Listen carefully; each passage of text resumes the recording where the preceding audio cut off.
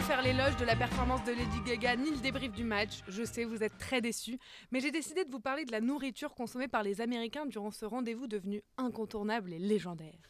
Alors, The American Institute of Food Distribution, vous remarquerez mon magnifique accent, Incroyable, révèle que c'est le deuxième jour de l'année où l'on mange le plus aux États-Unis. Et après quel jour, à votre avis? C'est quoi le jour où on mange? Thanksgiving. Bravo. Voilà, forcément. Très bien. Voilà. Et comme vous pouvez vous en douter, donc ce n'est pas des carottes et des tomates qu'ils mangent, c'est plutôt tout ce qui est de la junk food, des snacks, des trucs frits, des tacos, du guacamole. Mais parlons un peu chiffres. Est-ce que vous savez à peu près combien d'ailes de poulet sont mangées ce soir-là? Donc on parle juste du Super Bowl Sunday.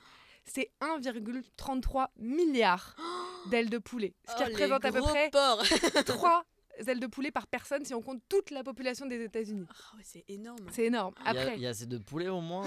Bah visiblement il doit y avoir oui. une pénurie après le Ouais, Super ça. Bowl, ça doit être Plus de poulet. incroyable. Ça représente aussi 4 millions de pizzas. Le KFC doit être content. Bah oui, c'est vraiment ça. 4 millions de pizzas, ce qui représente environ 910 tours de Pise. Donc c'est en... Si on met 910 tours sur le Pise. 90 millions de guacamole. Et en bière, alors attention, les bières c'est magnifique, c'est à peu près 7 minutes de débit des chutes du Niagara. Sachant que les chutes du Niagara, en une seconde, c'est 2800 mètres cubes. Oh là là. Donc ça fait combien de bières? On te laissera calculer pour la semaine prochaine. On te laisse faire le calcul.